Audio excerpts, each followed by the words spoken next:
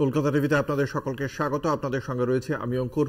শুরু করছি সংবাদ সারাদিন। আজ নিয়োগ মামলায় রায় দিয়েছে কলকাতা হাইকোর্টের ডিভিশন বেঞ্চ এবং সেই রায়ে প্রায় 25,000 জনের চাকরি গিয়েছে। তার পাশাপাশি যাদেরকে অতিরিক্ত শূন্যপদ সৃষ্টি করে নিয়োগ করা হয়েছিল তাদেরকেও 4 সপ্তাহের মধ্যে বেতন সহ টাকা ফেরত দিতে বলা হয়েছে। আজ এই বিষয়ে উত্তর দিনাজপুরের চাকুলিয়াতে জনসভা থেকে প্রতিক্রিয়া দিয়েছেন রাজ্যের মুখ্যমন্ত্রী মমতা বন্দ্যোপাধ্যায়। খুব স্পষ্টভাবেই তিনি জানিয়েছেন যে এই রায় বেআইনি। কি বলেছেন মমতা বন্দ্যোপাধ্যায় আমরা শোনাব। বিচারের বাণী নীরবে নিভৃতে কাঁদে, কতদিন আগে রবীন্দ্রনাথ ঠাকুর লিখেছিলেন। সবাই, আমি বিচারক নিয়ে বলছি না, রায় নিয়ে আমি বলতে পারি, এটা আমার অধিকার আছে। টোটাল রায়টাকে আমরা চ্যালেঞ্জ করছি। তার কারণ 26,000 ছেলে মেয়ে মানে প্রায় 1.5 লক্ষ 2 লক্ষ পরিবার। বলছি কিনা 8 বছর তারা চাকরি করেছে, 4 সপ্তাহের মধ্যে সব টাকা ফেরত দিতে হবে। Is it possible? বলুন, আপনারা যারা এই রায়টা দিচ্ছেন, এই রায়টা সারা জীবন আপনারা যারা চাকরি করেছেন তাদের টাকাটা যদি ফেরত দিতে বলা হয়, পারবেন দিতে? সবটাই তো সরকারি টাকায় চলেন, সরকারি গাড়িতে চলেন, সরকারি সিকিউরিটিতে চলেন। মানুষ আপনাদের সম্মান করে, আমরাও আপনাদের সম্মান করি।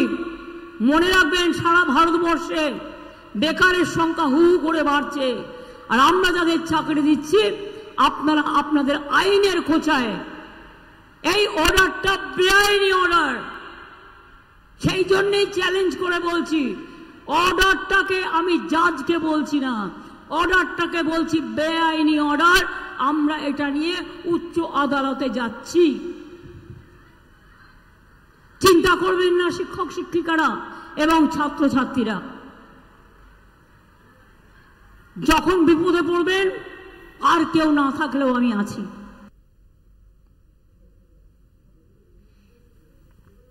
আমাদের সঙ্গে রয়েছেন আমাদের বিশেষ প্রতিনিধি দেবজ্যোতি ঘোষ। বিচারের বক্তব্যকে কিভাবে ব্যাখ্যা করছে রাজনৈতিক মহল? দেবজ্যোতি, প্রায় যাদের চাকরি গেছে প্রায় 25,000-এর কিছু বেশি, তাদের পাশে মমতা বন্দ্যোপাধ্যায় দাঁড়িয়েছেন এবং তিনি পরিষ্কার করে জানিয়েছেন যে রাজ্য সরকার তাদের চাকরি ফেরানোর ব্যবস্থা করবেন। এছাড়াও তারা কিন্তু আদালতের সুপ্রিম কোর্টে তারা দ্বারস্থ হবেন, কারণ যেভাবে তাদের চাকরি ফেরানোর পাশাপাশি যেভাবে 4 সপ্তাহের মধ্যে টাকা ফেরত দিতে বলা হয়েছে তা নিয়ে মমতা বন্দ্যোপাধ্যায় তীব্র আক্রমণ করেন। তবে তিনি বিচারপতি সম্বন্ধে কিছু না বললেও রায়কে তিনি চ্যালেঞ্জ করেছেন এবং তিনি জানিয়েছেন যে রাজ্য সরকার তাদের পাশে রয়েছে এবং রাজ্য সরকার তাদের চাকরি ফেরানোর ব্যবস্থা করবেন এবং সেই মতোই তারা সুপ্রিম কোর্টে দ্বারস্থ হচ্ছেন বলে মমতা বন্দ্যোপাধ্যায় জানিয়েছেন।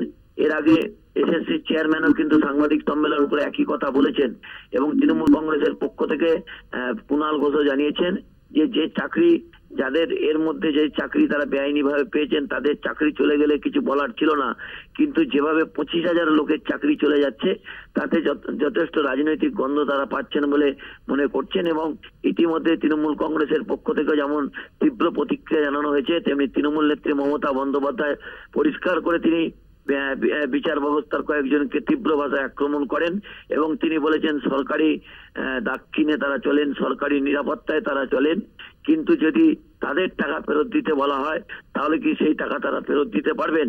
এবং যেভাবে 4 সপ্তাহের মধ্যে টাকা ফেরত দিতে বলা হয়েছে তার তীব্র বিরোধিতা তৃণমূল নেত্রী মমতা বন্দ্যোপাধ্যায় আজ উত্তরবঙ্গ থেকে করেছেন এবং যাদের চাকরি গেছে তাদের পাশেও মানসিকভাবে যে সরকার রয়েছে তাও পরিষ্কার করে দিয়েছেন তৃণমূল নেত্রী।